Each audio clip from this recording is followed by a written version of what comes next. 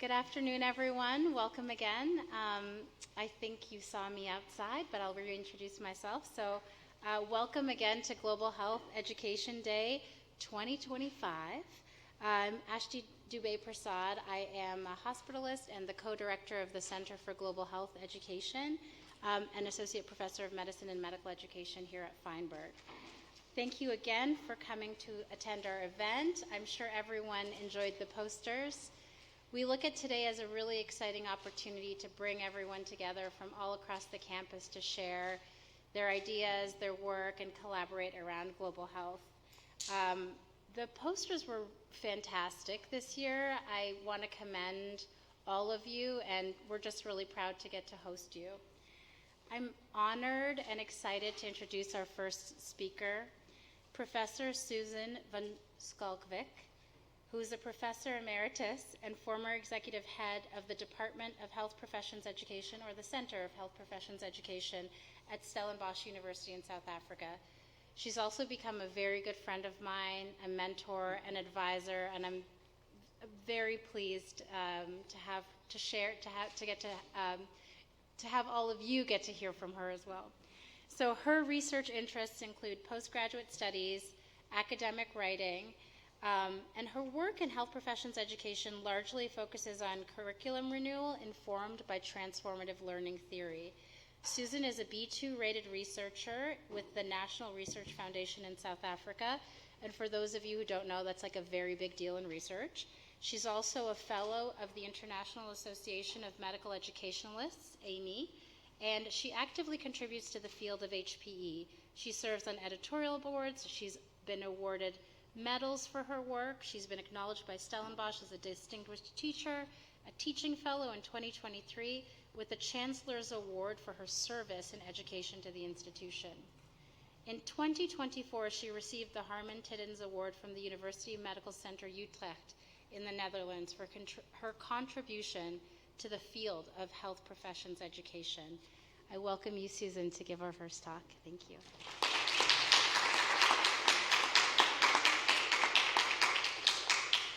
So she just has to do that? Oh,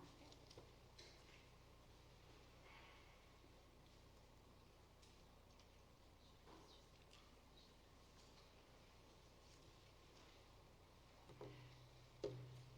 Great, thank you. Good afternoon. If we were in South Africa, I would say goeiemiddag, dames en here, or molweni, which is isiXhosa, which is one of the languages, or one of the main languages spoken in the Western Cape, which is where I live. So it's wonderful to be here. It's really an honor.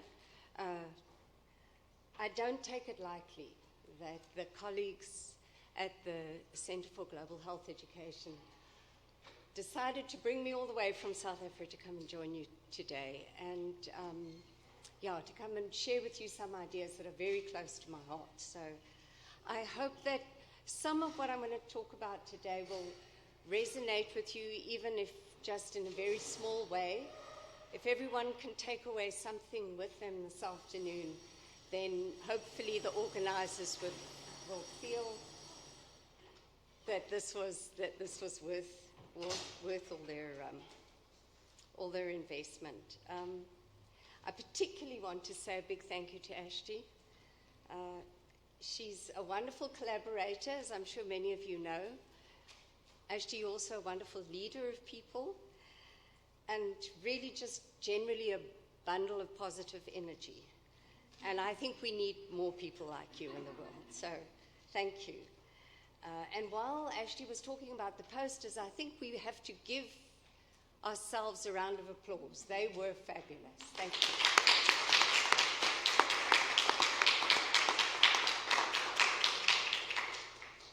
It was also lovely to see Sarah and Artie, who I have been collaborating with over the past, golly, is it now going for 2 years almost? A long time. And then a very big special thank you, I don't know where she is, but to Grace Nelson. There you are, Grace, who facilitated all the arrangements along with Meg and others for the trip. So thank you very much. So my title for today's talk, as you can see, is What Knowledge Matters, with a question mark. and then some considerations for global health education scholarship. And in preparing for today, I've drawn on a lot of my own research. As you can see, my hair is very grey, been around a long time. Some of the research that I've been involved in through the years, but a rich body of scholarship emerging from health professions education, which of course includes a lot of work done around global health education. But I also draw on perspectives from personal experience. I've done a lot of work in sub-Saharan Africa, typically with a mission of growing scholarship in the region. So, as I said, something very close to my heart. And some global health education initiatives that I've been involved in, including serving as a founding member of the Bellagio Global Health Education Initiative. I also want to declare up front, I'm an educationalist, and I firmly believe that education has a key role to play in achieving the sort of equity that I know the people in this room aspire to. So let's see where we're going to go. What I want to do today is really pretty straightforward. I want to explore an understanding of scholarship, what it means for all of us in the room, and then also the concept of knowledge. And then using global health education as sort of our sharing context to think about how these two ideas, concepts, scholarship and knowledge, how they interact with one another, and consider what the implications of that interaction might be for each of you in the room, for myself, and for the field of global health education generally. So let's get started. A good place to go is always to try and achieve definitional clarity, so let's start with scholarship. There are, of course, many ways to think about scholarship. At a basic level, a dictionary definition speaks of academic study at the highest level, or achievement, learning at the highest level, knowledge acquired by study. So you already hear those two words, the two ideas coming into play, the academic achievement of a scholar. Now, according to Ernest Boyer, who some of you may know, was the president of the Carnegie Foundation for the Advancement of Teaching here in the United States, and towards the end of the previous century, when he was very actively involved there, he had a concern that research was drawing all the attention away from the idea of scholarship generally. And his sense was that we needed to expand our thinking around scholarship. In 1990, therefore, in response to this concern, he published a fairly small book entitled Scholarship Reconsidered. And in this book, he sort of pushed on this idea, this expanded thinking. And what he subtitled the book was The Priorities of the Professoriate. Now, I don't know how many of you in this room are currently involved in a teaching role, but what Boyer was referring to when he spoke about the professoriate there was, of course, people who had some sort of teaching role or responsibility, educator role within an academic institution. And I suspect that many of you perhaps aspire to such academic roles. And what Boyer was saying is that instead of limiting our thinking of scholarship to the scholarship of discovery, which he described as the commitment to knowledge, again the word knowledge coming through for its own sake, to freedom of inquiry, and to follow an investigation wherever it may lead. So in other words, research in its purest form, seeking answers for questions. He argued that we need to move further with that. And he spoke about the scholarship of integration, where we start looking to make connections about what everyone is researching and how we can bring this together to make sense. He suggested that this might illuminate the data in a way that we can educate one another. I don't like the idea of a non-specialist, but that we can be educating one another from our different disciplines, which of course speaks to what a lot of what we do in global health is all about. And then he said, what about application? Well, research is then applied. We don't only integrate it amongst ourselves, but we apply it to consequential problems. And again, we think about what's happening in terms of global health issues and just access to healthcare and health equity generally, then I think we will all agree that these are consequential problems. And then, obviously, Boyer was situated within the space where teaching was being foregrounded, and so he talked about the scholarship of teaching, this notion of extending knowledge. Now, Boyer's work sparked much debate and activity in the educational space after the publication of his book.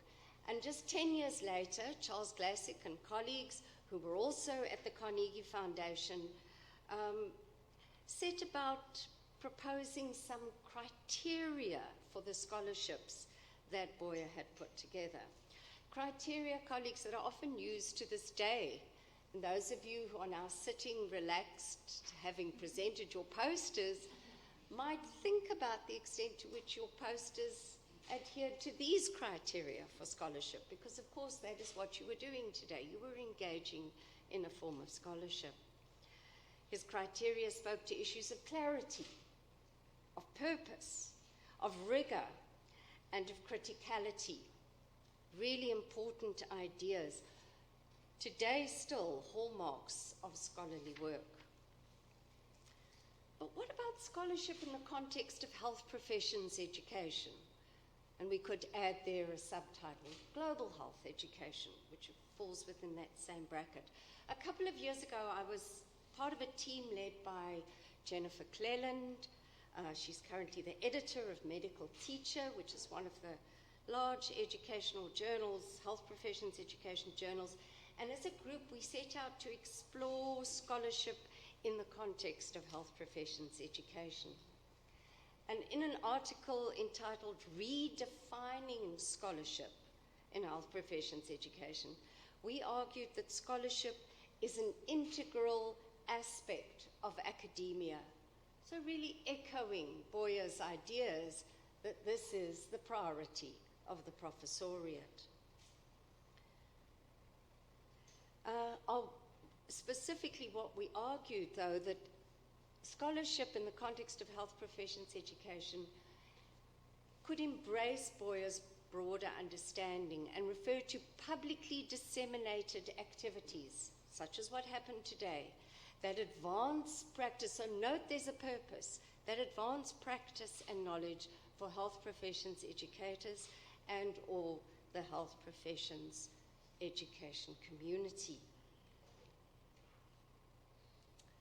But yesterday I had the privilege of meeting one of your colleagues who's in a building just down the road here.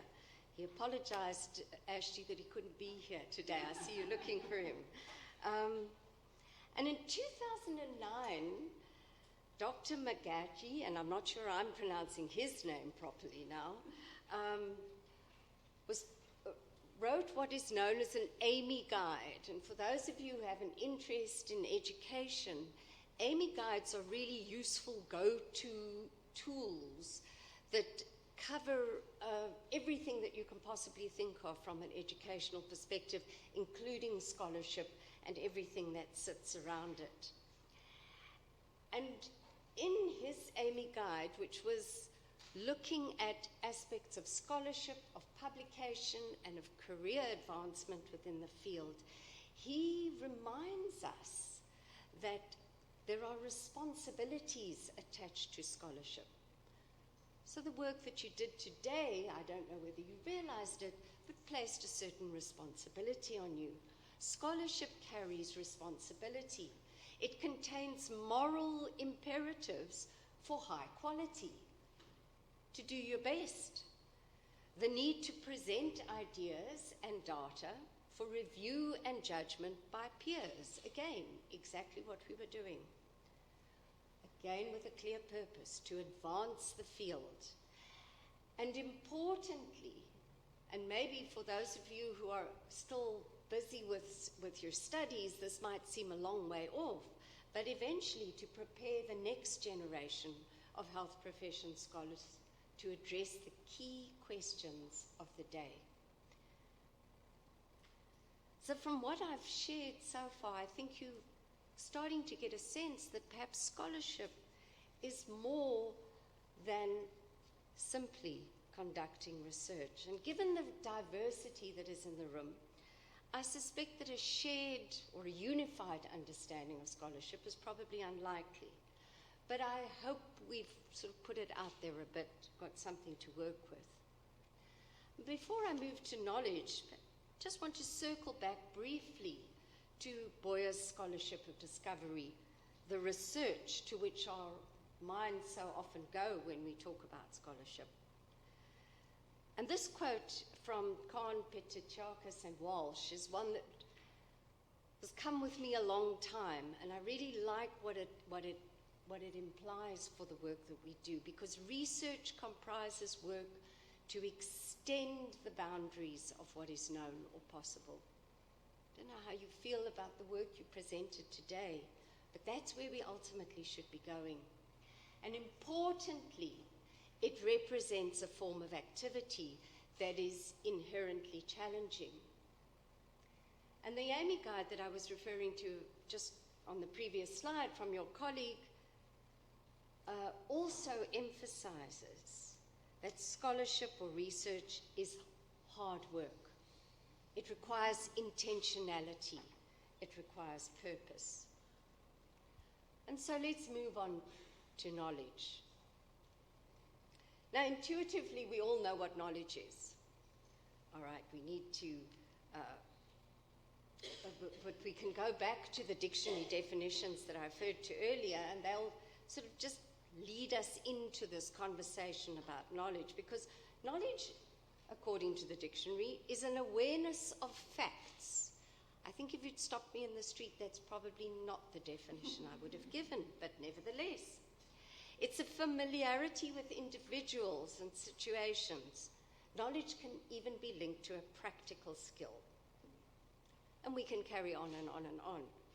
But the bottom line is that in academia, in the academic space where scholarship happens, knowledge is the commodity with which we trade. So scholarship might be the practice, but knowledge is the commodity with which we trade. Which brings me to my question in the title. What knowledge? What knowledge are we talking about? And what knowledge matters? Or maybe to rephrase, what do we need to know to address the questions of today? Those key questions. Specifically then, in terms of global health. And just to give you an example, a couple of years ago, in about 2020, I think it was, yes, during COVID, I conducted a Delphi study within sub-Saharan Africa with a group of colleagues from across sub-Saharan Africa, and I think one colleague from the United States as well. And what we wanted to do was to identify research priorities for health professions education across the region. Now, our pre-reading showed us that the work had been done like this elsewhere in the world, and no huge surprises. There was a lot of stuff around fundamentals relating to innovative approaches to teaching and learning, a lot of stuff around technology, not unexpected again, assessment practices, faculty development, curriculum renewal. And in our Delphi, all of those came up. But the one that topped the list was research. And remember, we were very specific that this was to be about education. But the one that topped the list was research to address the human resources for health challenges in rural and remote areas across the region. And what our respondents were saying to us, or our participants were saying to us, is that that is where we have to channel our energies, our research and our scholarship endeavors, because we've got to get that one in place before we can really move on. And I don't know if Tolu, are you here in the room? I was at your poster. But there was a poster outside here today that was really looking at the imbalance between the key challenges that are facing us at the moment in terms of health outcomes and where the research is going. So very interesting study. So to give you a more practical example then, in 2017, my institution embarked on a process of curriculum renewal. And across multiple workshops and many planning meetings, we had long discussions about what content would be in this renewed curriculum. What would become the core canon for this curriculum? But what we also had was extensive conversations about the principles that would underpin the teaching of that content. Now, at that time, we argued that given South Africa's really complex context, and I think right now here in the United States probably an equally complex context, but for us at the time, realities of health inequity, the burden of disease, service having to be conducted in severely resource-constrained environments, we felt that underpinning this new curriculum would be an idea that we would want graduates who would not only be clinically competent, as crucially important as that is, but would also be critically conscious of the context in which they would serve. Now, we weren't alone in this thinking. In fact, when we started reading, we realized that there was a lot of work being done in similar vein. For example, Thomas and colleagues had been calling for a shift in focus from a very strong biomedical knowledge focus towards knowledge in the social sciences. And many of you will be aware, of course, all the medical humanities and similar ideas that have taken root all over the world. Stella Ng and colleagues from Canada called for a move towards a Freire-inspired critical consciousness. And of course, here referring to the work of Paulo Freire, the Brazilian scholar, and his ideas around critical pedagogies. And I'll say a bit more about that in a moment. And then finally, just sort of to bring it back home for us in the South African context, during COVID, Bekele and Benagwaho argued that if we were going to survive pandemics like this going forward, we'd really need healthcare professionals who could look beyond medical charts and see the bigger picture. I'm not sure where you sit with all of this. And some of it may feel as if it's more attuned to your own thinking than other parts of it. But the bottom line is it suggests that the knowledge basket might need to change. We carried on with this research, and so we went and asked the question, what knowledge matters in health professions education? And you can see where the seeds for the title of this talk came from. And where we landed with this research was that it would be necessary, and this was based on interviews conducted with educators across 6 different institutions in the South African context, teaching across many different healthcare disciplines or professions, and that it's necessary for health professions educators to go beyond simply creating awareness. Well, hang on a minute. Awareness of facts. That was what we said knowledge was earlier. But what we were seeing from this research and from our reading of the literature is that awareness is, of course, critical. It's a necessary, but it's not a sufficient condition. It may require that as educators, those of you in the room who own the educator identity, that we may need to dismantle what Peyton and colleagues called the master's house, the forms of evidence and ways of knowing that dominate current curricula. So really saying we need to ask questions about where we're currently going with our curricula. But what knowledge matters then for global health education? And here again, just another brief segue. And I draw on the work of Michael Peluso, who led a group of us within the Bellagio Global Health Education Initiative, where we wanted to really unpack what should a global health education curriculum really look like. And we started off by trying to just agree, well, what is global health? And this was the definition that was in that paper. It's a field of healthcare rooted in the concepts of health equity, collaborative and multidisciplinary practice, patients and populations, and cross-cultural interactions. Others have suggested that global health focuses on improving health and achieving health equity for people across the world. Fundamentally, global health is about achieving better health outcomes for all, especially the vulnerable. And I could continue. Of course, there are many definite variations on that theme. At the time of that work, we suggested that a global health curriculum, the sort of knowledge that would matter, would focus on communication, culture, healthcare delivery, determinants of health, burden of disease, practice of global health, clinical, research, programmatic, and leadership skills.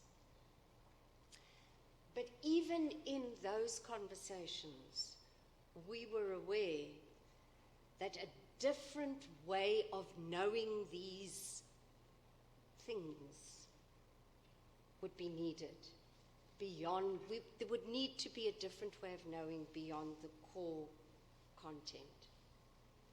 And this is important because way back in 1987 already, Parker Palmer, fairly controversial in some areas, American author, educator, activist, said,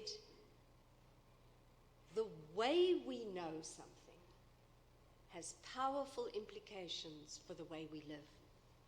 And every mode of knowing contains its own moral trajectory, its own ethical direction and outcomes. So clearly, colleagues, I see you all as colleagues because we're all scholars in education in some way or another, or in global health.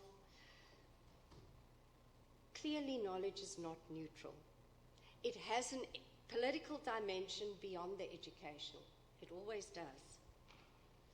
This field that all of you align yourselves with, global health, is also not at all neutral. Referring back to our earlier conversation, we need to think about what is our responsibility then in all of this. And there's an important dimension of this knowledge discussion that we need to be mindful of.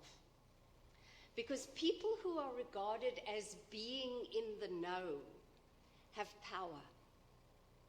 And power can change things. Power can influence things. These people in the know can influence our thinking and our practice.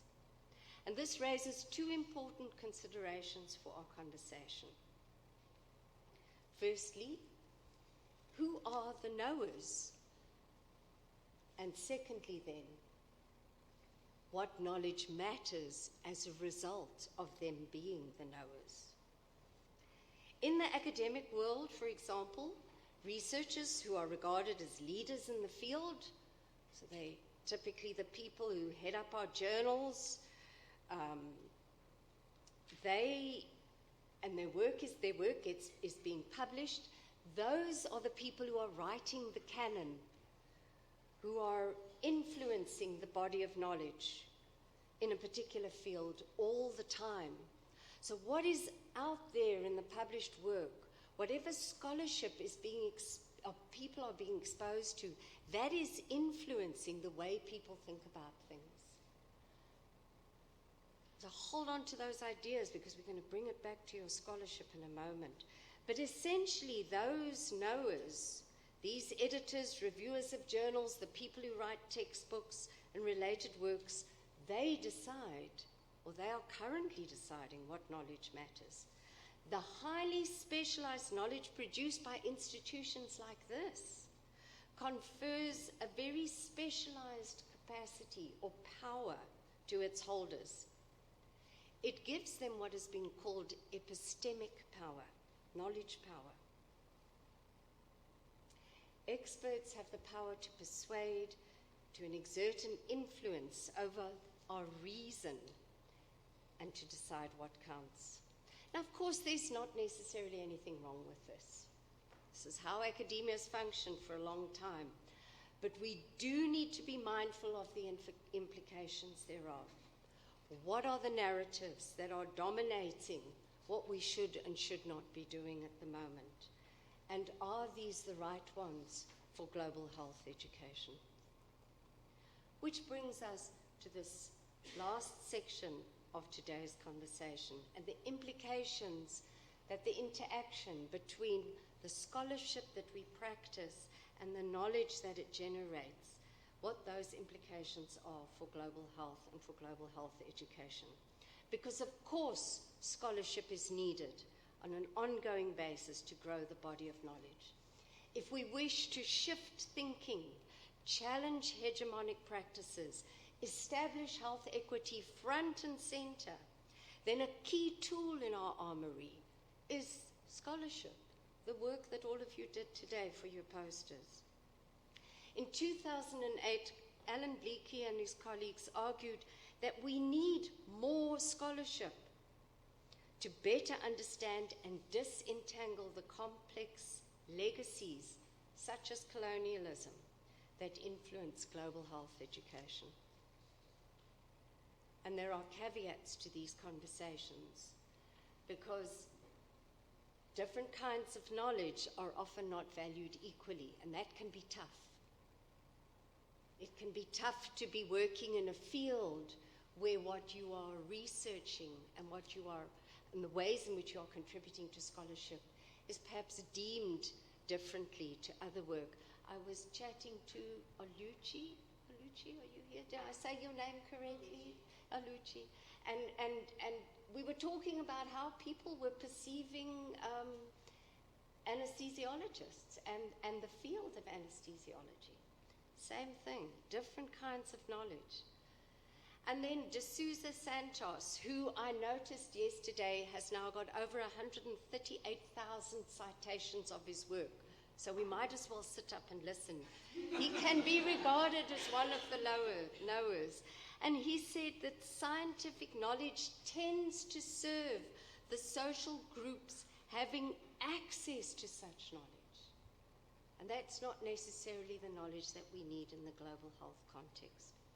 And we all know how published research is mapped across the globe.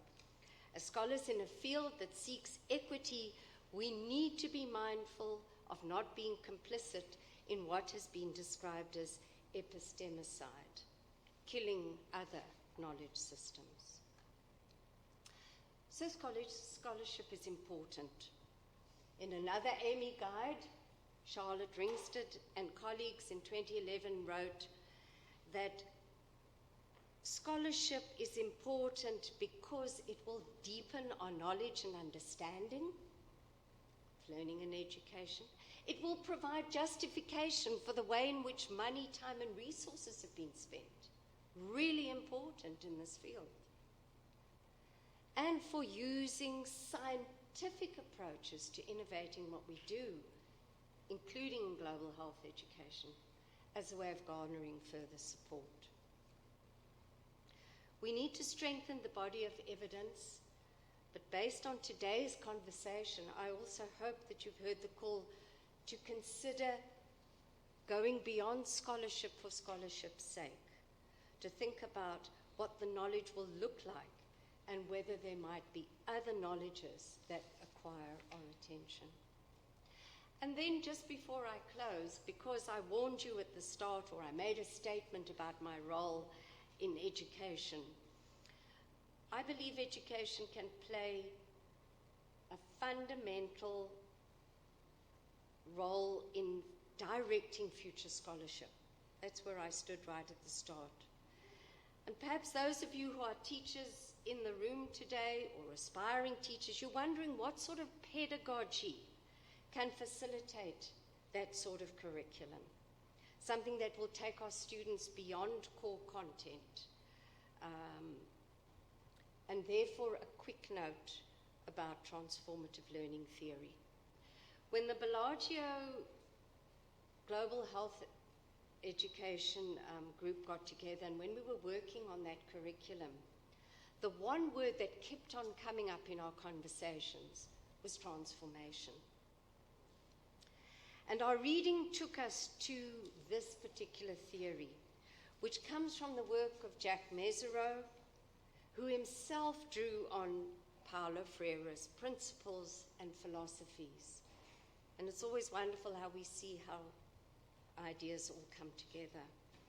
So our interest was piqued, and we conducted a scoping review in which we explored the theory's potential for framing global health education initiatives. And this is where we landed.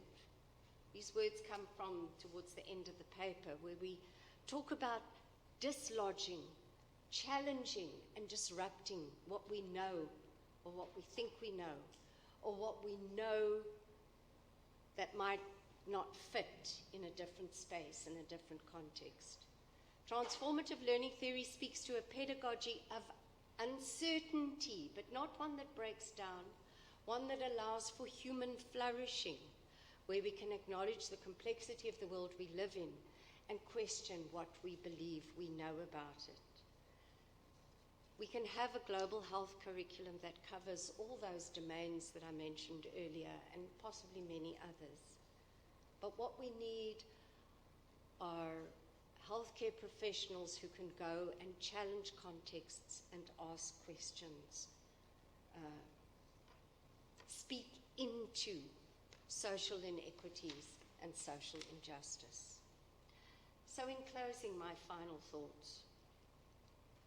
Of course, all of these debates are rooted in context. Context is critical, and I'm mindful of my own positionality. I acknowledge my African heritage, which is so different probably from many of yours. In the context of global health, we need to be mindful and respectful of the different ways of doing and being, our ontologies, and our different epistemologies, our different theories of knowledge, and the ways in which we construct knowledge. But we also need to recognize and embrace the challenge that lies before us in doing that. My earlier reference to hard work and the fact that we have to be responsible and take responsibility. But in closing, I hope you will hear the call and take on the call for revisiting what you are engaging with, how you are assimilating what you're reading, what you hear, and that you will really revisit what knowledge matters as you engage in your scholarly work. Thank you.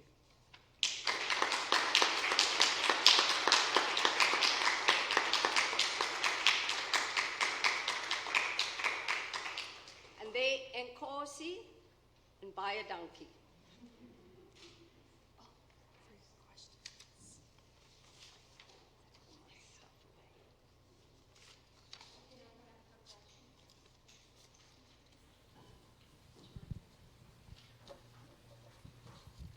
Susan, thank you so very much for that thoughtful and powerful presentation. I want to pick up on a thread that you were sort of touching on towards the end, which is sort of what I see as kind of the hierarchy of knowledge sometimes that we see in the academy, which in and of itself is, as you were pointing out, antithetical to our approach to global health. That rather than a single discipline being privileged and having a stranglehold on truth, global health is transdisciplinary, it's collaborative, and there needs to be a certain level of humility about the techniques and the knowledge that each one of us brings to the table to put these pieces together. I'm wondering, over the course of your career and sort of advancing pedagogy and curriculum, are there particular ways that you think we can embrace that humility, that, you know, training in global health being beyond simply learning the stuff, the methods, but also embracing humility and collaboration and a recognition that each part of the puzzle is equally valued? Yeah, I think maybe I'll shift the question just ever so slightly to first say that a lot of the work that we've been doing in South Africa at the moment has been focusing on social justice. So there are lots of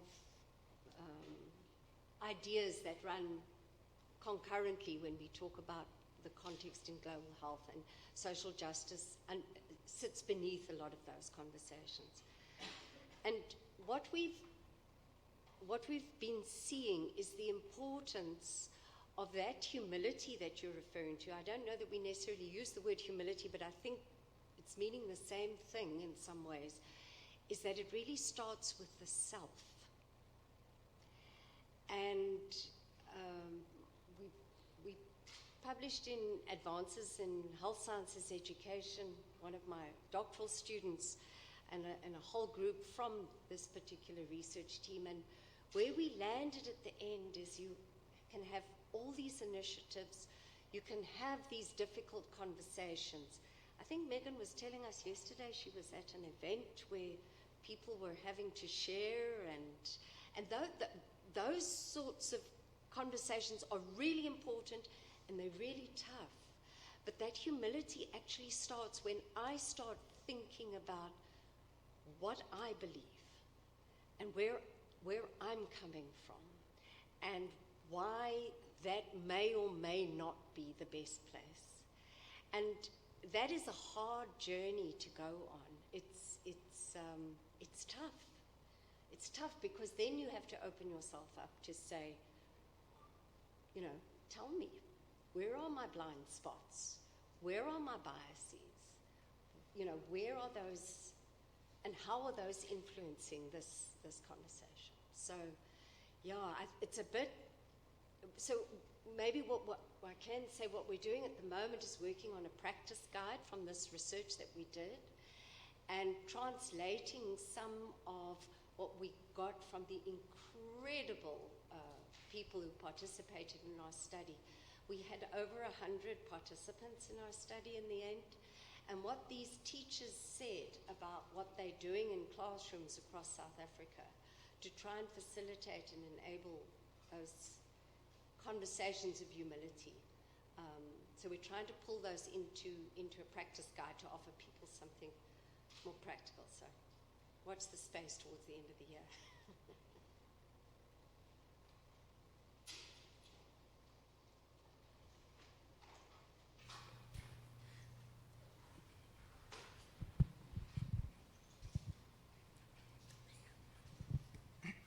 Thank you very much for your presentation. I just had a quick question. I really enjoyed the who are the knowers, and it got me thinking about also who are the doers. And like, for example, with my project, I found out some things, and now the next question is, what do I do about that? And I feel like there's a lag between dissemination of new knowledge and the application of new knowledge. And what are your thoughts on that process? How do you turn new knowledge into impact? Wow. I remember your poster. You had the But also I had to do the QR code scan. Yes, and you have that tool that you're working with. Is that correct? Or an equipment, a piece of equipment? Is that not yours? Yeah? Oh, maybe I'm wrong. Doesn't matter. Such an important question. Yes, such an important question. And I think that's why people who are in global health are actually at the forefront in many instances, in many academic contexts, in terms of becoming the doers. Let's face it, healthcare professionals are generally a lot more typically doers, people who, with Boyer Scholarship, are applying the research than many of our colleagues, and I say it as someone who comes from the humanities, but we in the humanities like to be philosophical, but not necessarily become the doers. So I think there are people who've gone before you that you can probably turn to and probably get really great examples from global health leaders. Got a lot of leaders in the room as well. So, but I like the fact that you picked up on that, because you're absolutely right. Very important. So thank you so much, Lisa Hirschhorn, Institute of Global Health and Ryan Family Center for Global Primary Care.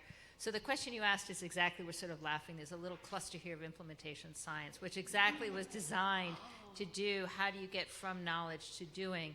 But I think some of the important things about it is that it's not just, oh, I have this great evidence, I'm going to go out and do something about it. It really is the same sort of scholarship that's needed that we think about when we think about sort of global pedagogy or other things, to figure out, well, you know, I have this great solution, like, do you have a problem I can use for it? As opposed to, how do I actually think about doing this? But I actually had a separate question, which is, I think it was really interesting, this concept of knowledge. And in implementation science, we talk about evidence.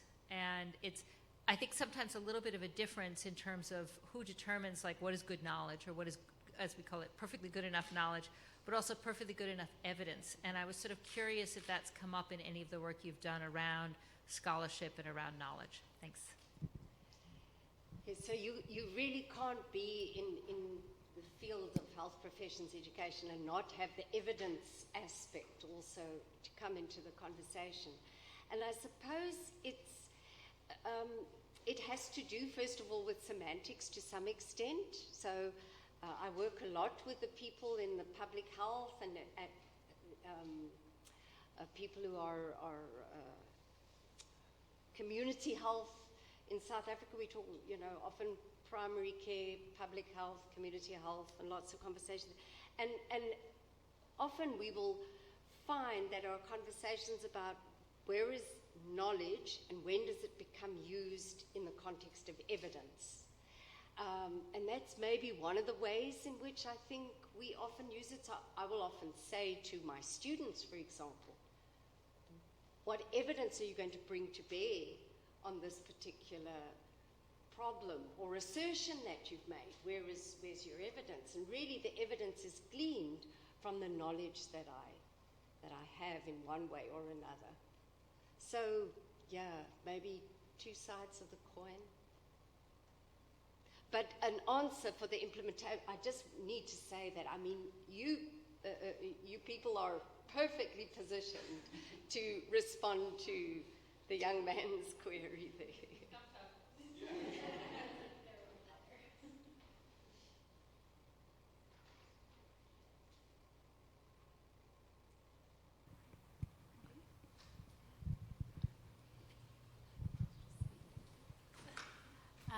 Well, I want to thank you. That was terrific, Susan. I think that your audience here in questions really showed you how much we enjoyed it.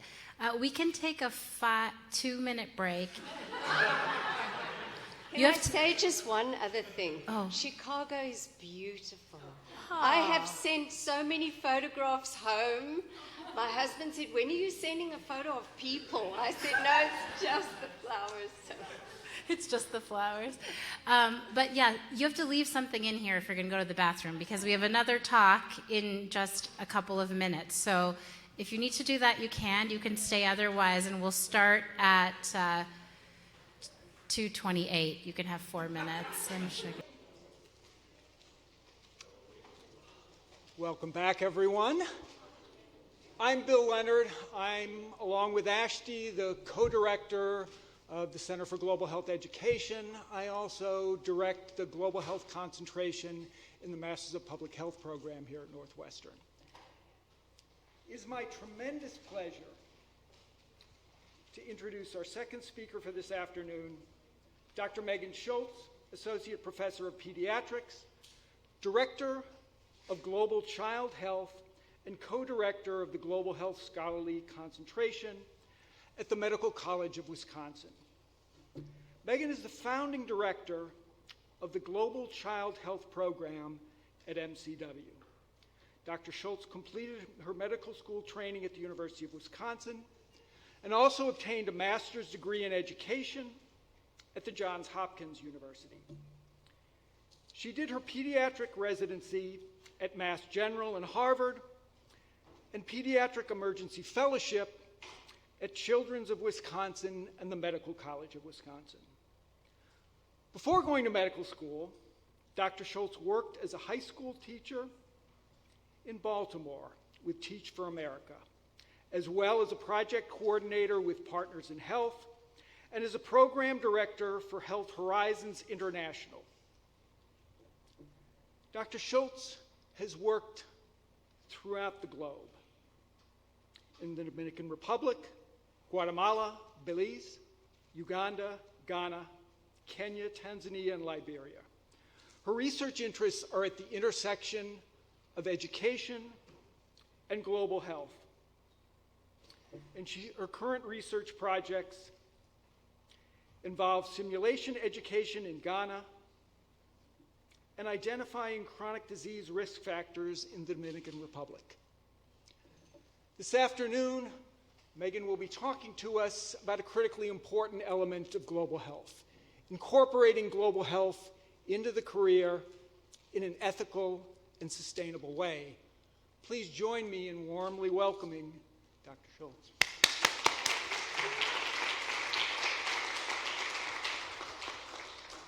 Thank you. Hi, guys. I'm Mag. Thank you for having me. I had to come all the way from Milwaukee. So my journey was treacherous, but we made it. For disclosures, I have no conflicts of interest or relevant relationships with ineligible companies. However, during this difficult political time in the United States, I do have some disclosures that I feel like I need to be transparent about with you. I am a proud product of public schools, K through 12, including college and medical school. I receive federal grants and awards to pay for my tuition at college and medical school. I did Teach for America, which is a federally funded program to put recent college graduates in underserved communities in the United States and work as teachers. As part of that program, I received AmeriCorps funding, which paid in entirety for my master's degree at Johns Hopkins University. My husband and I have also adopted a child from foster care, from the U.S. foster care system. As such, he's a Medicaid recipient and will be for the rest of his life. And we still use that Medicaid even though we have private insurance, because private insurance doesn't always pay for all of his health care costs. I also, at various points of my career, have received funding, including salary support from the NIH and USAID. And over the next 45 minutes, I will use many, if not all, of the 350 words currently banned by federal agencies.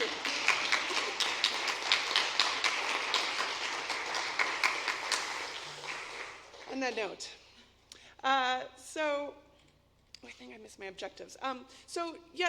Really the point of this talk, I think, with this theme of global health education and social justice, so many of you are doing such great work here. I'm definitely having some imposter syndrome. It was wonderful learning about your research in the poster session, but I hope to discuss various ways that we can work in global health and using sort of my career the last 20 years as an example. And I'm also going to go over some of the mistakes I made so that maybe you don't have to.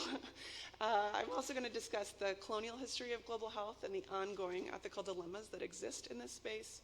And then very specific to this political moment in the United States, I would like to talk about some ways we can move forward and continue to do the impactful work we're doing at a very threatening time. So, hi. I'm Meg Schultz. I went to UW for undergrad, as was mentioned. While I was at UW, I had the privilege of working abroad, studying abroad in the Dominican Republic. So I was just a suburban kid from suburban Milwaukee. I really had no experience with severe poverty.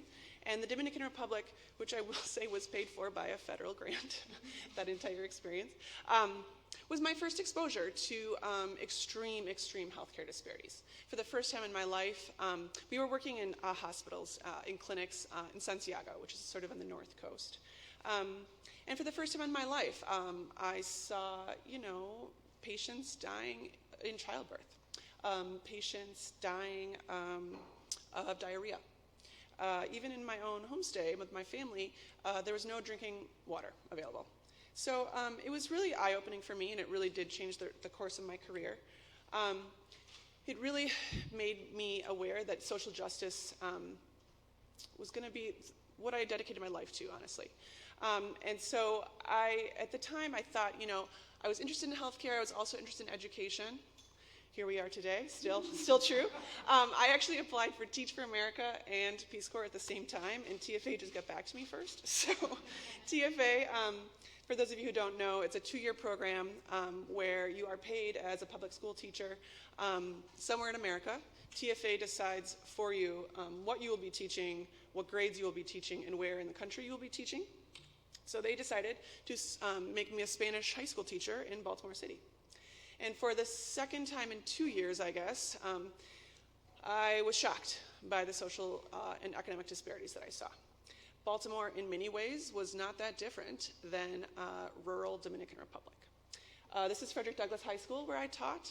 Of note, it was the first all-black high school above the Mason-Dixon line in the country.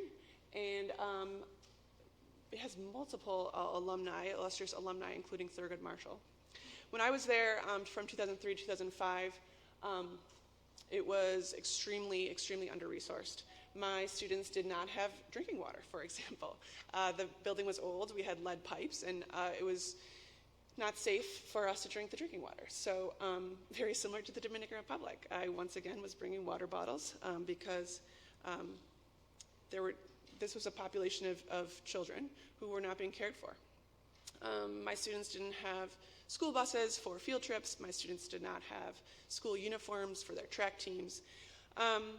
And again, I just thought, this is absolutely insane. We are living in a high-income country, and this is an extremely marginalized, under-resourced community, and it didn't seem right to me. So while I was a teacher, I also read this book, and for those of you who are too young to remember, this was a biography of a physician at Harvard named Dr. Paul Farmer. He was an infectious disease specialist. He worked a lot in Haiti, and then he started the organization Partners in Health. I think Paul Farmer this book really sort of changed my thinking about what a doctor could do, or how a doctor's life could look. Again, I was still really interested in education, but even as an educator in Baltimore, so many of my students were struggling with healthcare. And yes, I was teaching them Spanish every day, which was nice and fun. But at the same time, I was visiting them in the hospital when they were shot.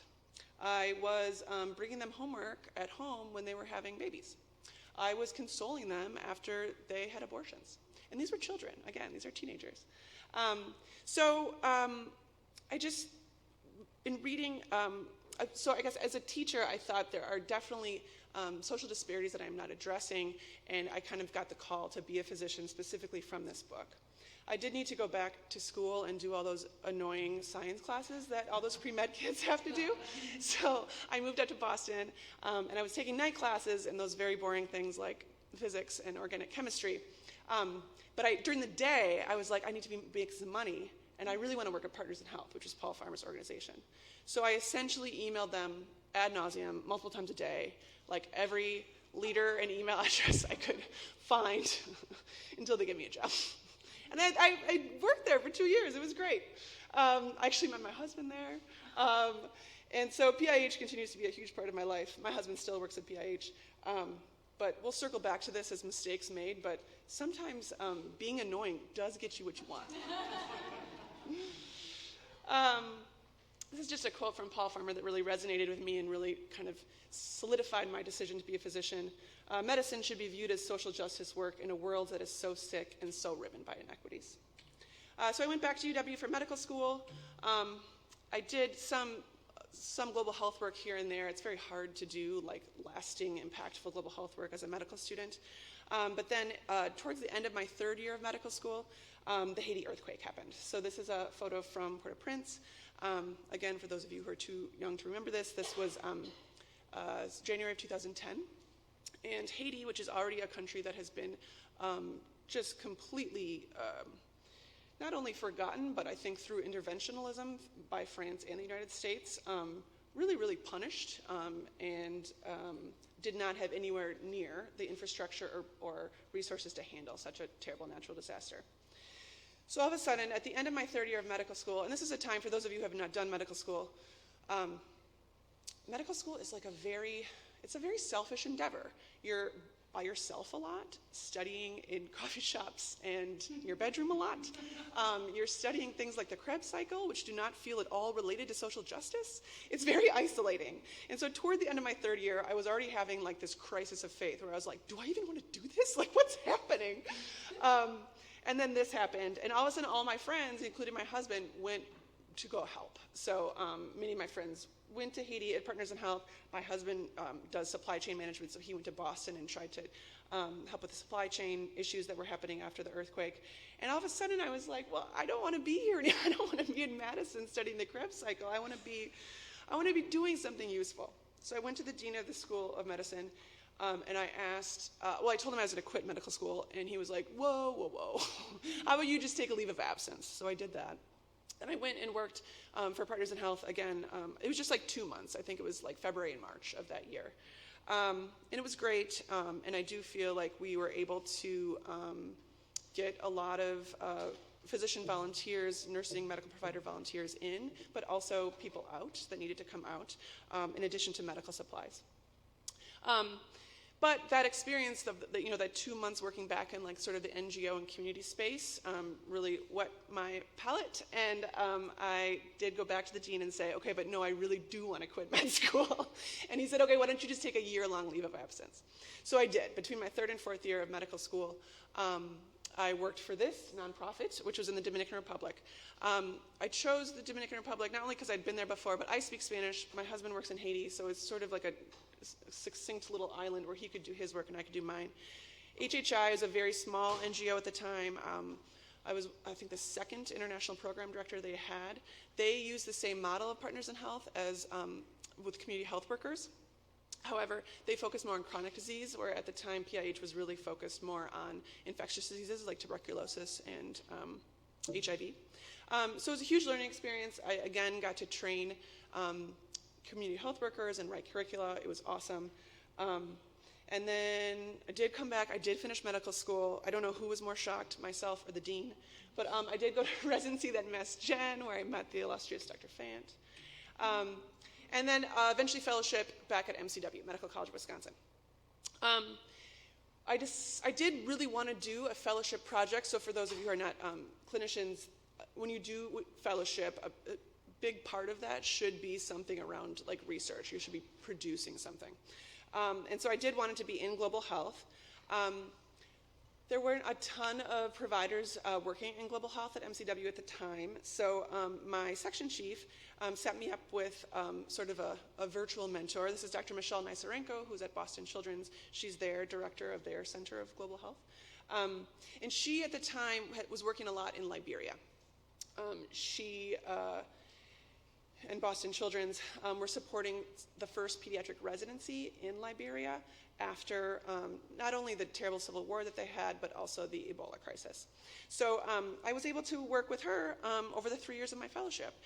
And these are some of, and actually that first picture too from the title page are some of the residents that we worked with over those 3 years. With my background in education and my interest in curricular design, I helped, specifically we wrote a sedation curriculum for them, a pediatric procedural sedation curriculum, which for those of you, again, who are not in peds or in medicine, there's a lot of things we do to kids procedurally that we would love them to be asleep for, because otherwise they're going to be screaming and kicking and crying. And pain control, anesthesia, and sedation are a huge clinical gap in limited resource countries. So that's certainly the case in Liberia. We implemented this sedation curriculum there. We studied it, we published on it, and now that curriculum has since been translated to Spanish and used, I think we're up to 6 different countries. This was implementation in Kenya. So that brings me to today, where I am the Director of Global Child Health at Medical College of Wisconsin and Children's. I'm a pediatric emergency physician at Children's Wisconsin, and then I also serve on the Global Pediatric Emergency Care Committee at the American Academy of Pediatrics. So I've made many mistakes over these past 20 years of working in global health. These are some of the lessons I've learned. We're going to go into this in a little bit more detail, but just to give you some context of this photo, this is like 15 years ago in the Dominican Republic. All of our patients lived like up in Las Montañas and like the hills of rural Dominican, and the roads were unpaved, so we had to take motos everywhere. I'm not going to drive a moto. So this is Chuburu, who was initially my moto driver, and then eventually we hired to work for the NGO and just became like my best buddy, honestly. And this is specifically Chuburu, as any good friend does. He was very concerned about my hair when I would take off the moto helmet, and so he would always like fix my hair when we got off the moto. So yeah, these are my lessons learned here. So number one, there are many, many ways to work in global health. I think what we just saw in the poster session is very indicative of this. It is so multidisciplinary, and that's one of the reasons I love it. I think specifically, well, so some of the, things you could consider, academia, which we're all here at a large academic institution. That's one way to go about it. You could work at a small NGO, like I did in the DR at HHI. You could work for a massive NGO, like MSF, or even PIH has grown to be massive. And there are pros and cons to all of these things, right? I would say in academic institutions, there are definitely hierarchies that I don't always love. You're definitely having to talk to administrators and corporate types who don't always understand what global health is or why it's important. Small NGOs often struggle with funding, and you can feel very isolated. You're often sort of like starting from scratch. But then large NGOs often have a lot of bureaucracy that can frankly be quite annoying to deal with. So you really kind of, when you're looking at the landscape of global health careers, think about, what are your pet peeves and what can you handle and what can't you handle. I've also included, Global Health Council is a US-based but international organization that's really kind of policy-focused. We are institutional members of the Global Health Council, but they have staff that they pay, and really what they're doing is advocating for national policies that support global health. I included a pharmaceutical company from the industry, Novo Nordisk. I have had friends who lost their jobs when USAID folded and now work for pharmaceutical companies. And again, there are pros and cons to that, right? I think on the con side, we do worry about corporate responsibility and the ethics of what corporations are doing in post-colonial countries. But on the other side, they have a lot of money, and I'm sure there is some good that they are doing, and if you can bring some responsibility and ethics to that space, maybe that's the right space for you. I do think in this era of defunding USAID and PEPFAR and NIH, we do need to look kind of maybe more, have a more expansive approach to how we do global health. Find your global health buddy. So these are a lot of my friends for Partners in Health. One of us got married in Italy, and that was at the wedding. But I think I say this because global health can be very difficult. It takes a lot of time and effort, but it also it's hard work, right? Like you'll break your heart over and over again working in global health. And I think it's really important to have a community around you that supports that. And maybe that's in your academic institution. You have good friends who work in global health and get it. Maybe it's your partner. Maybe it's your mom. I will say there's also a practical side to this. You need someone to water your plants when you go abroad for 2 weeks, or watch your kids, in my case. I married the guy in the suit right next to me from Partners in Health, and it has been endlessly, endlessly helpful that we were brought up in that system together, like we both believe that healthcare is a human right and that there should be a preferential option for the poor.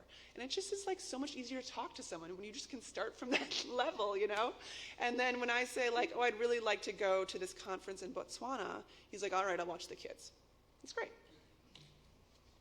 Another thing I learned is you can have a million mentors. So I think when I was younger, I had a very specific definition of a mentor. Like it needs to be a research mentor and a physician mentor, and they need to check all these boxes, and I need to be that person when I grow up.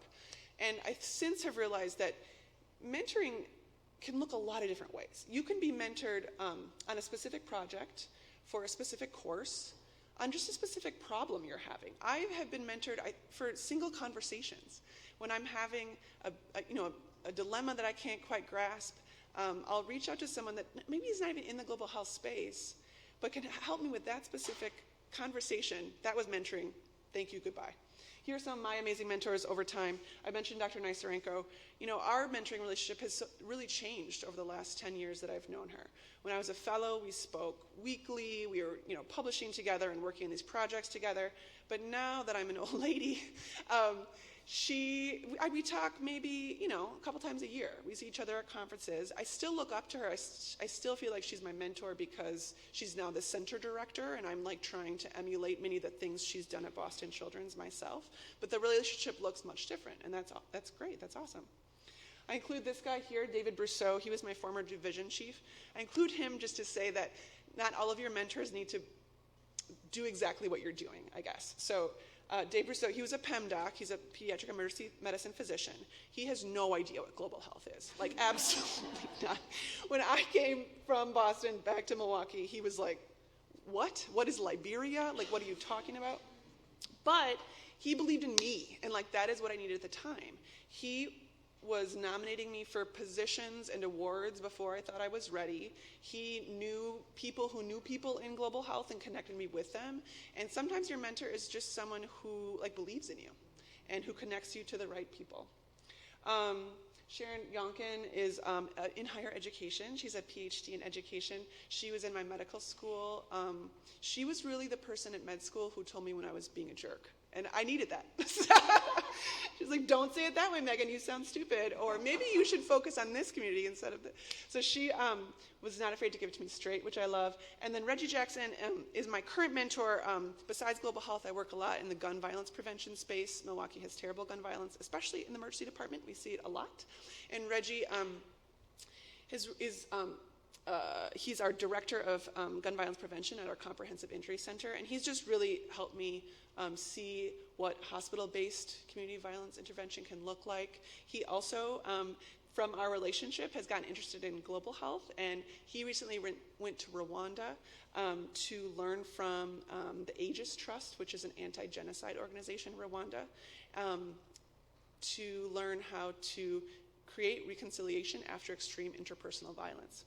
So this is a really cool relationship because I feel like I'm learning so much from him, and then also there's like a little global health thrown in, which I wasn't necessarily expecting. But yeah, just to say that if you ever feel pressured about finding a mentor, you could have a million mentors. Pay attention to what annoys you. So I think this is just a more brusque way of saying do a needs assessment, but when you are abroad, when you are at home, when you are at school, the things that annoy you are opportunities for improvement. So when I was in Liberia, this is how the sedation project came about. These are sedation kits that we ended up making for the pediatric residents. When I was in Liberia, the first time I essentially went for like a month every year of my fellowship. So the first time I went, I really didn't have a plan. Dr. Nysarenko was like, just pay attention. You're a teacher, you're an educator, just teach and come on rounds with us. And then, she was in the middle of writing this residency curriculum, but she didn't even have a specific goal. And what really annoyed me during that month was how many kids were getting painful procedures without pain control or sedation or anesthesia. So specifically, there was this 12-year-old kid, he had pneumonia and a pneumonic effusion. He needed a chest tube. And the only thing that we had available was paracetamol or acetaminophen. So, it was at JFK Hospital. It's a ward about the size of this. There's 30 beds in it, so everyone's all in each other's business. And this kid was getting a chest tube. I'm gonna start crying. He was screaming and crying. His mom was screaming and crying. And then all the kids around him witnessed that. And, I talked to the surgeons afterwards. It was a surgery team that put in the chest tube, and they got teary-eyed. I mean, they didn't like it either. It was terrible to cause pain to a child. And it just annoyed me. So we read the sedation curriculum, and you know the rest. So, I think there's really in any part of your life, if you can look at the things that annoy you as potential ways for you to have an impact. Okay, this is another pet peeve of mine. So I'm going to get my soapbox for a second. Do not work for free. And I say this as a woman, as a teacher, as a pediatrician, and a global health practitioner. All fields that are, at least in this country, underpaid and undervalued. And I imagine many of you are in the same fields or have the same identities.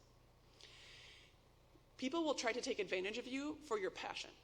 So if you say something passionate, like I believe all people should have health care, and I would like to go to a limited income country to help with that, people will try to say that that is a volunteer activity, or you should do that on a vacation, or you should pay your own way, and that is inappropriate. This is your career, you have dedicated your life to this, and you should get paid for it. And this also extends to our international collaborators in limited and middle income countries.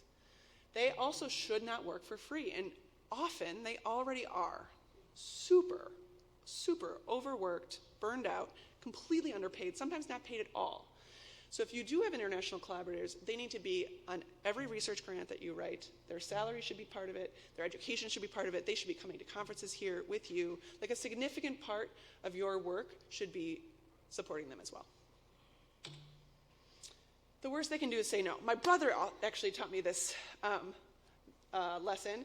I put the Partners in Health logo up here because it is kind of what happened at PIH. Like I just applied for so many different jobs in different arenas that I embarrassed myself, but it ended up working out. And this popped up again when I was faculty member at MCW, and after I completed fellowship, well, it was COVID right after I completed fellowship, but during COVID, during even fellowship, my whole goal was to create a Center of Global Child Health at Children's Wisconsin.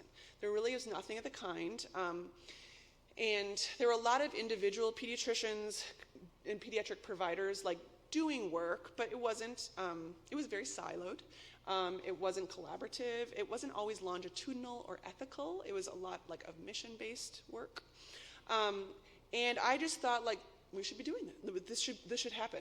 Then COVID happened, and then like the department chair left, and then we had like an interim chair, and I was just like dragging my feet on this really great idea that I had.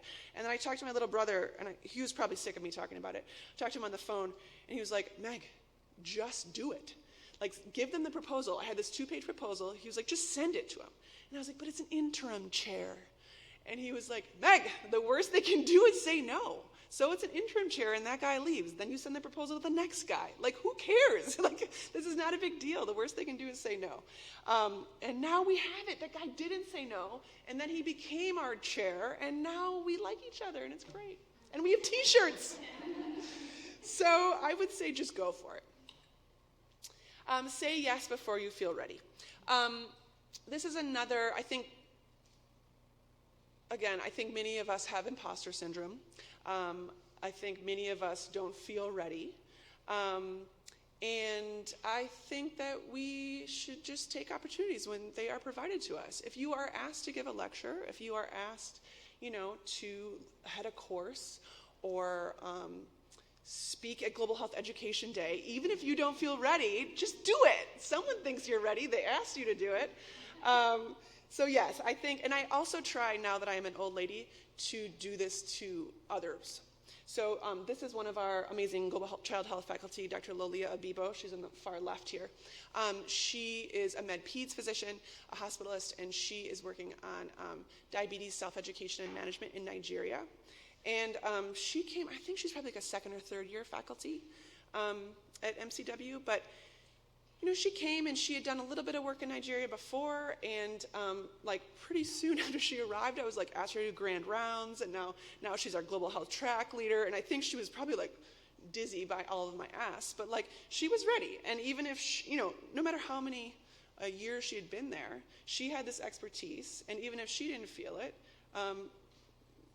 others do. And I think it's our job, once you do become old and gray-haired like myself, it's our job to notice that in people and like lift them up. And stay friends. So I am old now, and it's been so amazing. I was just talking about this with Susan. Over the past 20 years, it has been so amazing to see how small this world is, like this community, to see someone I went to residency with 15 years ago at this event, or we have a colleague in South Africa like that we both know. It ends up being a very small world, and so if you find people that you mesh with, hold on.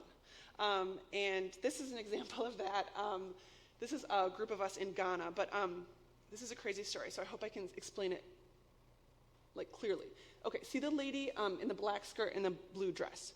Her name is Dr. Zachariah. She is a pediatric critical care physician in Ghana. However, I met her in Kenya when she was still a fellow with the Pediatric Emergency Critical Care Fellowship that's there. So I was like teaching sedation and other stuff, and she was a fellow. She's great, so I was like, we should be friends.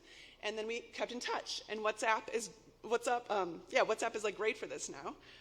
So we did. And then, like a year later, I asked her, she had her faculty position at Korle-Bu back in Ghana, where she's from. I asked her to give grand rounds at Medical College of Wisconsin. And she didn't feel ready, but I made her do it anyways. And she aced it. But she was presenting virtually, so she was, we were kind of in an auditorium like this, and she was like on the big screen talking about pediatric critical care and limited resource settings.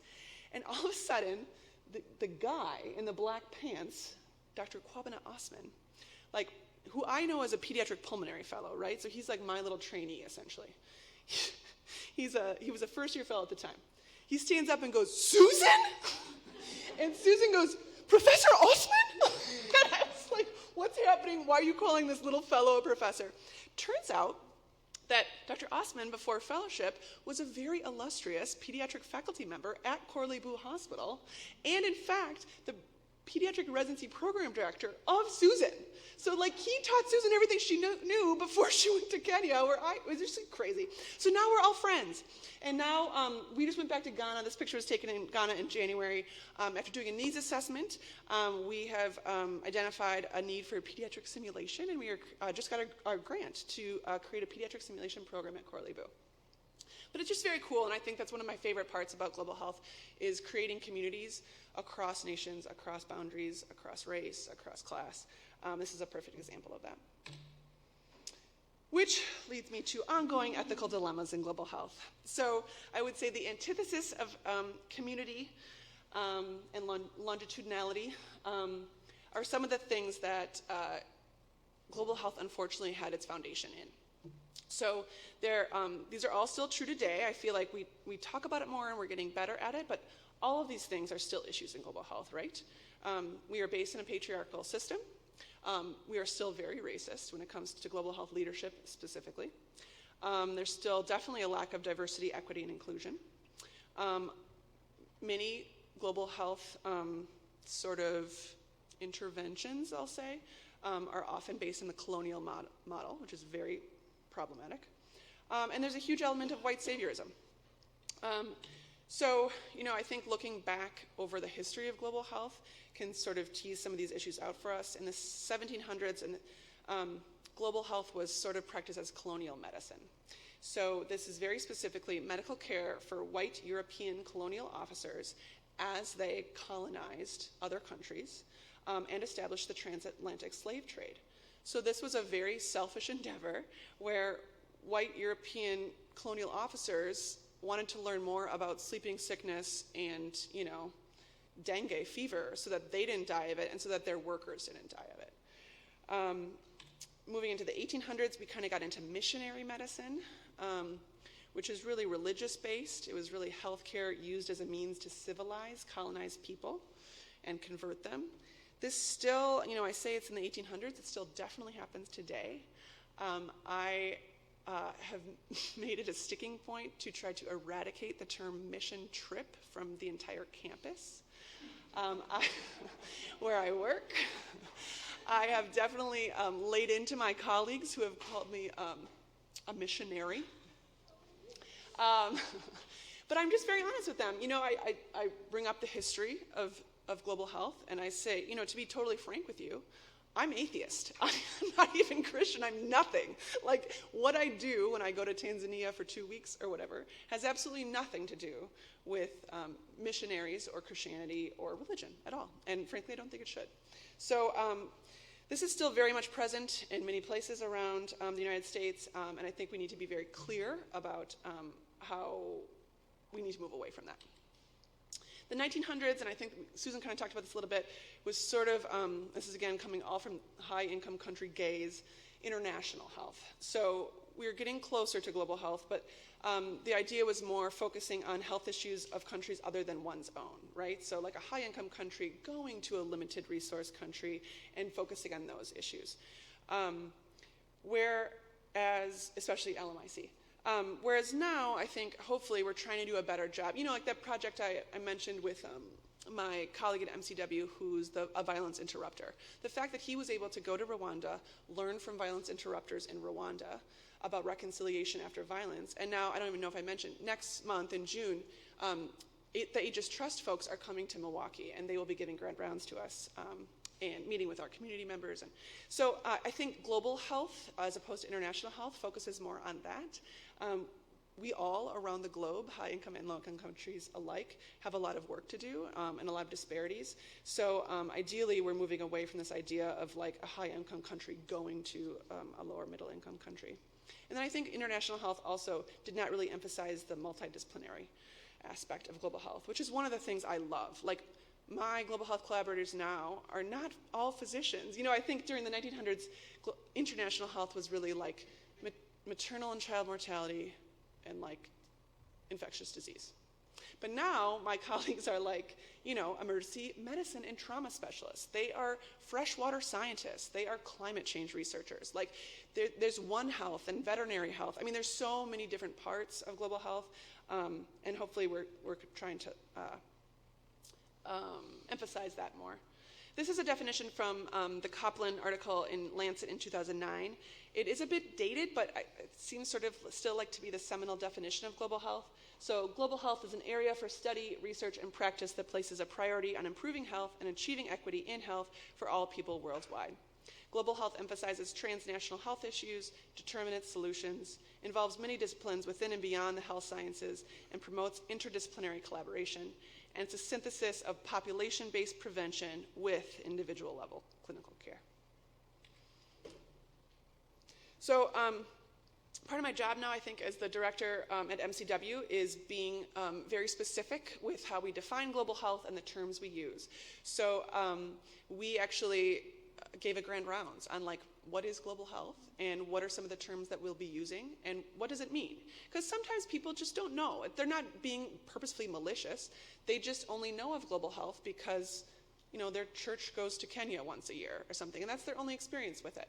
So we're just sort of introducing them to this idea of global health. So these are a lot of the terms we use. Longitudinal, meaning that we are creating longitudinal relationships over years and decades. It's based on commitment and community-identified needs. Capacity building, this is probably my favorite, I think it's my favorite one. Developing and strengthening skills and processes within a community for higher functioning. Anticolonial, actively opposing imperialist practices, recognizing the colonial history of global health, and trying to do the opposite of that. Sustainable would be policies and projects that are ongoing, responsible, self-sufficient, and then bidirectional. It's not only a high-income individual going to a low-income or limited resource area. It is truly bidirectional. So that's the work we're trying to do. We still have a long way to go. This is from the Global Health 50/50 organization. They do reports. They are an organization that's really based on gender justice, specifically in global health. So this is from their 2022 report. They looked at representatives on global health governing bodies. And wouldn't you know, 75% of those board seats are held by nationals of high-income countries. 51% of them are just from the US and UK, which is nutso, right? There's like 180 countries in the world, and the US and UK have half of these leadership positions. And then very, very tragically, only 2.5% of these board seats are held by nationals of low-income countries.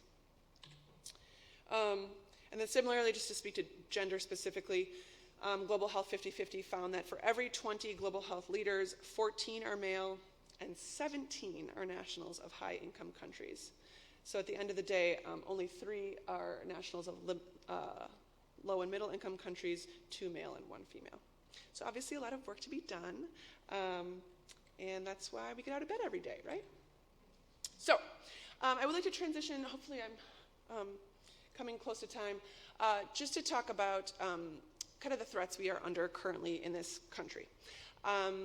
It is a very difficult political moment. I would say, just since January, so has it only been 4 months, I have suffered, like a moral injury a day, basically. For some of us who believe that healthcare and education are universal human rights, and that, it should not matter where you live or the color of your skin, that should not affect your healthcare education. We're getting hit after hit right now. So I don't want to leave it on a negative point, though. So I'm going to try to be hopeful. And then I also would like to open it up to discussion to hear from you guys. So ways to move forward. This is one example that I've been thinking about a lot. This is, so Abbott Fund is like the NGO arm of Abbott Laboratories. And for like 15 years now, they have been donating to building healthcare capacity in Tanzania. So they created, Abbott Fund money, created the first emergency medicine residency program in Tanzania at Muhimbili University. It's been wildly successful program. People come from all over Africa to study at Muhimbili in emergency medicine. Now they really set the stage, and now there's like EM residencies popping up all over the continent. But Abbott Fund has poured in $15 million to this effort, specifically on emergency medicine in Tanzania. And in the past 3 or 4 years, there was a community identified need among ER doctors in Tanzania that they were not getting enough PEDS training. As you probably know, children are extremely vulnerable, and medical school does not really train you to be a pediatrician, and that includes ERs. Even in this country, many ERs are not pediatric ready or safe for children. So Abbott Fund has committed many more millions of dollars to now creating the first pediatric emergency medicine fellowship in Tanzania. So the Medical College of Wisconsin and my faculty in the ED, as well as Emory University and their pediatric ER faculty, will be collaborating with Muhimbili. And I think this is an example of what we could move forward. This is a corporation who feels some responsibility towards Tanzania and has really ponied up the cost. This, I think, leans toward one of the more ethical and responsible ways to work with a corporation, just because it was a community-identified need. And it is a finite, self-sustaining model, meaning for the 3 years of the fellowship, while we are taking in fellows, faculty from Emory or MCW will be going for a month at a time to teach. But then after those 3 years, we have just graduated the first class of pediatric emergency medicine physicians, and they can teach, and so on and so forth. And that's what we did with the ER residency, and now what we hope to do with the PEM fellowship. So I think that's one thing we could look toward as global health practitioners. What are the corporations in the spaces we work, and how can we demand responsibility from them? I don't think this is a long-term solution. I'm not saying we should all work for corporations the rest of our lives, but I do think that in this moment, they need to step up, because the government has failed us. So I think, I was even thinking about Ghana, and there's a long history of rubber farms. Who are the rubber corporations that I can approach for money to help fund this pediatric simulation program? So diversify funding. This is a website, Global Impact Project, just for those of you who are not aware, it specifically highlights private-public partnerships in global health, so you can click through. And these are pharmaceutical companies. This one I've highlighted is ExxonMobil. And I think we should be reaching out to them, cold calling them, basically. Worst they can do is say no, right? Then I think we should also be looking towards local foundation and private donors to fill this gap. And then speaking their language. And this is something that I've really had to learn over the past 2 or 3 years of being a director. But, like we said, not everyone has malicious intent toward global health. They just don't know. And so you need to convey it in a way that's impactful to them. And maybe that's by sharing, personal stories, but maybe it's by approaching it from a totally different way. Maybe it's by, I use these examples here because this is how I spoke to my academic institution about why it was important to create a global child health program. I used words like, job satisfaction and engagement, recruitment. Universities love recruitment. Even with our nurses, I've been talking to the VPs about we do not pay nurses enough. They do not get enough PTO, and we don't insure them well enough. But one thing we could do is give them a global health fellowship, and that will, it has been shown, increase their job satisfaction and retention rates. So I think trying to find, what their interests are, and then speaking to those interests specifically, hopefully we can find some success there. The promotion and FTE thing, again, I think because for so long global health was viewed as like a volunteer missionary thing, people didn't really understand that it is part of your career and you should absolutely be promoted for the work that you're doing and the publications that you're getting and the people that you're teaching. I mean, all of the tracks that you have at your university for promotion can be applied to community or to global health. So if you have a clinical educator track at your university, if you are teaching in Rwanda, use that for your promotion. And then the stakeholders piece, I think this goes back to just sort of like the connections and community and staying friends. When I needed to show the corporate suite of my hospital that this was really important and that they should care about it, I looked around at the things that they cared about and the things that they were promoting and the things that, were all over their social media and that they were asking donors for. One was a simulation center. They had just gotten a huge donation from some corporation to create this simulation center at Children's Wisconsin.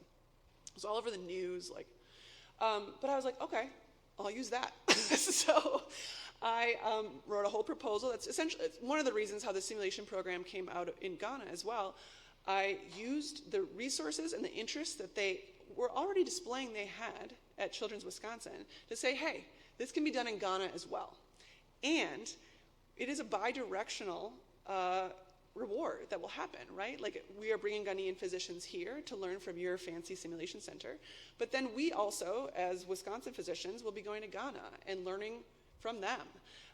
So that was one kind of stakeholder that I thought I bet I could use this.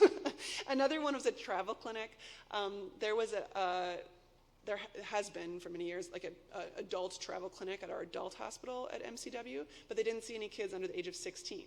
And there are fancy people, VPs and otherwise, who want to bring their kids to places and get shots. And so we started the first Peds travel clinic, and I made it a global health thing because although what I mostly care about are the, refugees and immigrants returning to their home countries. I want to make sure they're getting their antimalarials.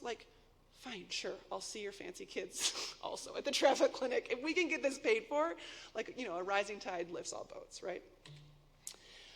Also, and I know you've been told this a million times, but please call your representatives. I think global health, we are at a time, I think, culturally where we are looking inward and we are focusing on nationalism. And I think, again, speaking their language and using personal stories about how global health affects you and your state and your community and talking to your reps about it can be very impactful. And these are some of the words that I've had to use. Some of this can feel very skeezy, to be totally honest with you. But I do believe that if we can, for example, I'll use an example. So health and security. If we are able to, supply vaccines to under-resourced populations in Mexico, we as a country in the United States will be healthier, right? Like we saw through COVID that disease knows no boundaries. So if we are able to, apply public health to limited resource countries, we will also benefit from that. The economy and jobs is another one. We know from decades of research that, for example, investing in women's education raises a country's GDP. That's true in this country, but it's also true in other countries, many of whom hate us right now because they have large tariffs. So we can use that kind of language.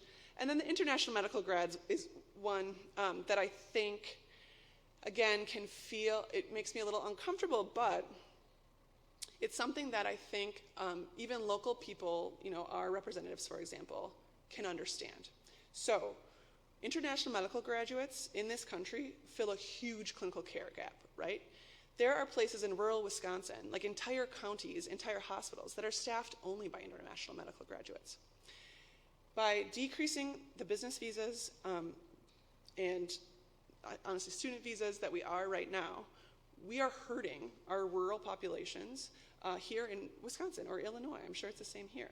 So while it makes me uncomfortable to sort of use that as an example why people should care about universal health care, I do think it's mutually beneficial. If we can increase the amount of visas that the U.S. is giving, it will not only help the American people who are being cared for by these wonderful physicians, but it will also help physicians who are coming here who want to live here and practice medicine here.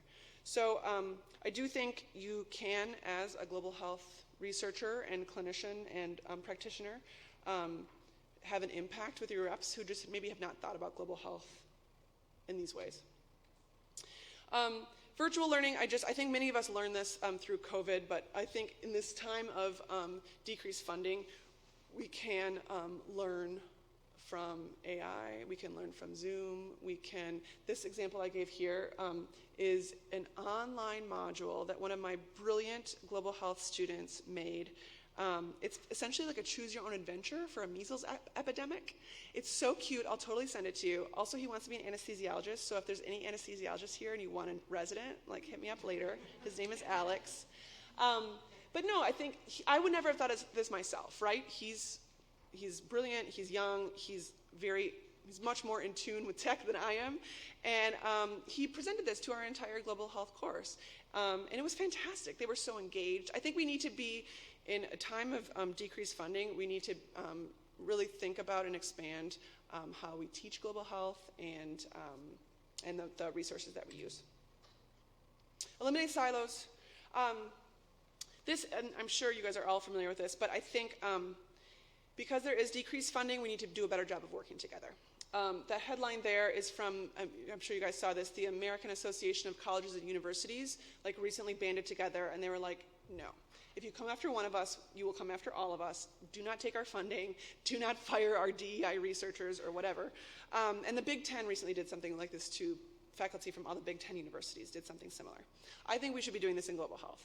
I'm sure you have been in countries or hospitals where you find out that, UNC Chapel Hill docs were just here last week. And oh my gosh, that's crazy. UCSF faculty just taught us the same curriculum last month. There's so much duplicity in global health. And I think we need to set aside our egos as academic global health practitioners and work together, because there's clearly not enough money right now. So where can we eliminate the silos, decrease the duplicity? I put up this picture because we're working in Tanzania. The Northwestern Center for Global Pediatrics works in Tanzania. We should work together. And then last but not least, remember your purpose. So this is a picture of Chuburu, my little moto driver friend from the Dominican Republic. I just got to see him for the first time in 10 years. I'm starting a project in the Dominican Republic, and it's the first time we saw each other. But I think when I think of global health, I think of people like Chuburu. Chuburu is a Haitian man who now lives and works in the Dominican Republic. And as such, he's a stateless person. He's extremely vulnerable. And he has been afforded zero of the education or healthcare opportunities that I have. And I just think that's bullshit. I don't think where you're born should affect your lifespan and your quality of life like that. So that's my purpose is, and I think hopefully many of yours, and I think, we are working toward a world where quality education and healthcare is available to everyone. And that is such a bigger purpose than whatever that guy's got going on in the White House. That's it.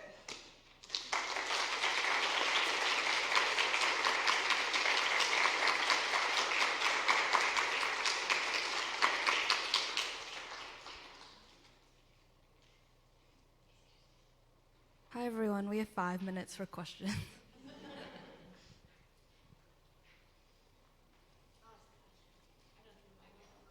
Oh yeah, hi. So I was really, surprised. Not surprised, but it was really stark to see the number of leaders in this, different boards and whatnot from LMIC countries. And I also think about leadership in academic institutions, right? We've struggled with even being able to hire very qualified, faculty members from outside the U.S., basically because of the funding issue, right? Yeah. And so I'm wondering if I want to know how to overcome that issue, and I would love to know if there are other examples from other schools or... When you say funding issues, what do you mean? I mean, if a very qualified faculty member does not have U.S. federal funding, that it's very hard to make the case that they should be hired at Northwestern or other places. So, I mean, these are like real roadblocks that, again, I'm just really struggling with. I don't know how, as universities, we can kind of overcome these issues. Yes. So, one way that I have tried to deal with this on the clinical side, so for a long time at Medical College of Wisconsin, we did not want to have international medical graduates in our residency program. And the thought was, I was told, is that it was because of visa issues. There were often delays in getting a visa, or their trips back would be prolonged, and I think I have worked very hard to try to change that culture. There may be visa issues, but that does not supersede the ethical responsibility we have to hire a broad, diverse workforce. So, that specific issue, I met with the department chair about visas. I met with the residency program director about it. When I went to Ghana, there was someone who had, in January, who had already applied from Ghana to MCW for pediatric residency, and I relentlessly dogged our leadership, and she's now coming for residency. But I took pictures of her working in Ghana. I sent them to my chair. I sent them to the residency program director, and I was like, this person needs to come to a residency program. So I think part of it is a culture shift. Part of it is just, I think, naming the elephant in the room. Like, whether it's couched in visa issues or not enough U.S. funding dollars, all of those are veiled racism, honestly. Like, we can overcome visa issues. Like, it's going to work out. We can overcome U.S. funding, especially now no one has U.S. funding. So what? Like, how is it any different than any of the rest of us who are struggling for U.S. funding? Right? They'll be struggling for these foundation dollars just like I am. So I think just having very frank conversations and pushing. Yeah. Well, and it sounds like having a champion. Yes. Yes. You have to have agency when you go to that office, right? Yeah. Yes.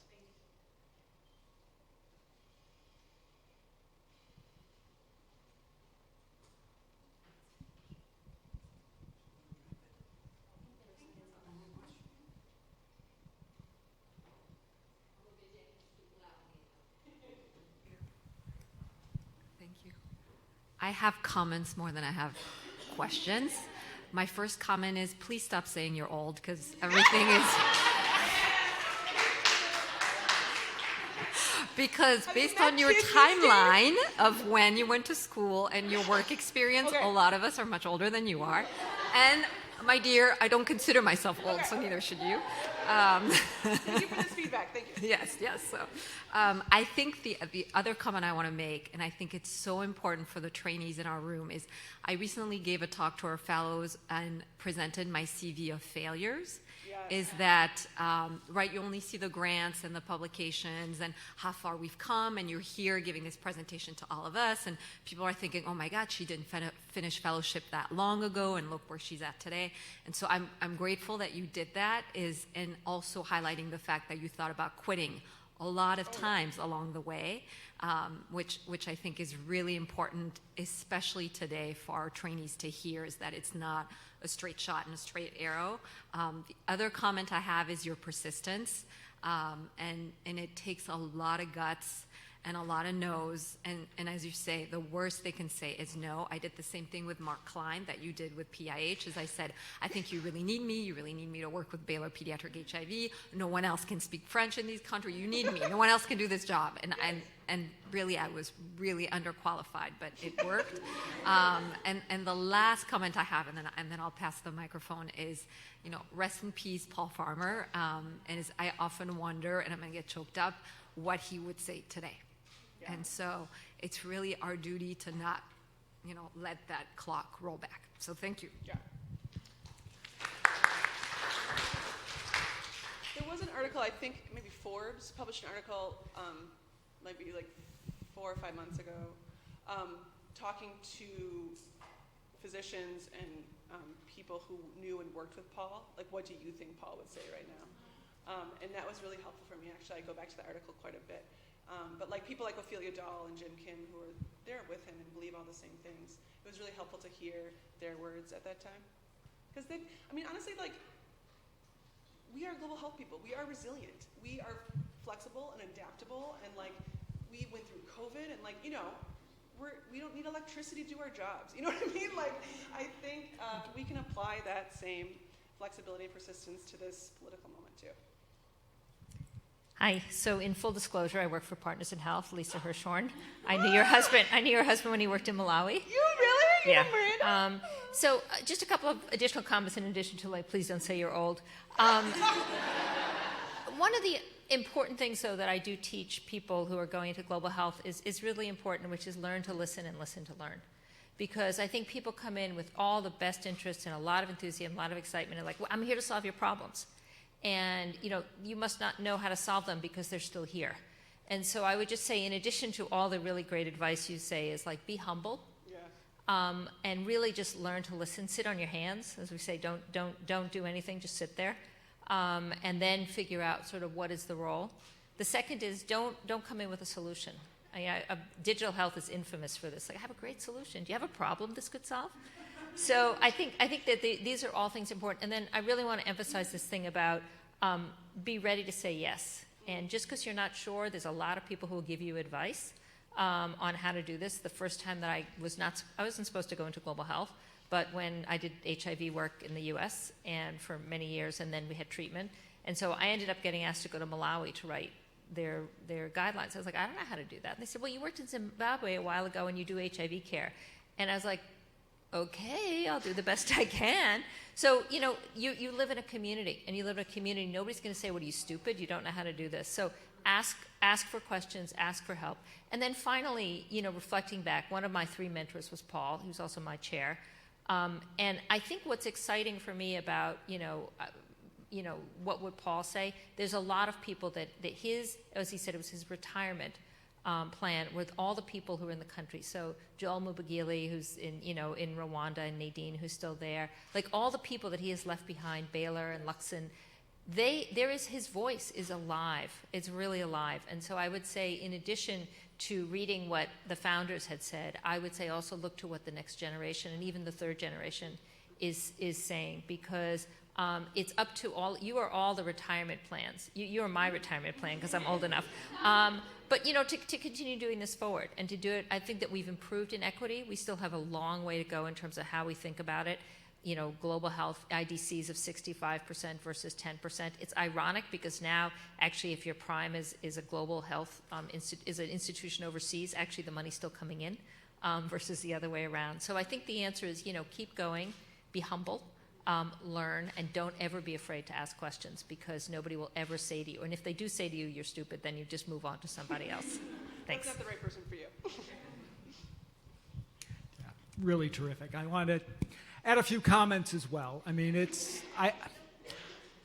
thank you for sharing your journey with us, because that was very, very powerful, and congratulations on all you have built thus far. I mean, you're talking about sort of what you built at Medical College of Wisconsin. It very much sort of echoes, I think, our journey here at Northwestern about 20 years ago. And I still think back to the academic year 2011-2012, when Mountains Beyond Mountains was the One Book, One Northwestern, and we had Paul Farmer here as commencement speaker. And his generosity with our undergraduates was beyond measure. He spent an entire afternoon with them, and it was transformative in a really impressive way. So you're exactly right. The worst that they can say is no. Building things before you feel you're ready, I think, is pretty much par for the course. But the corollary of that, I think, at least for us, has been build it and they will come. And that has really helped, I think, make global health such a strength here at Northwestern. So with that, I think we're going to wrap this session for the afternoon. Please join me in sincerely thanking Meg for a tremendous talk.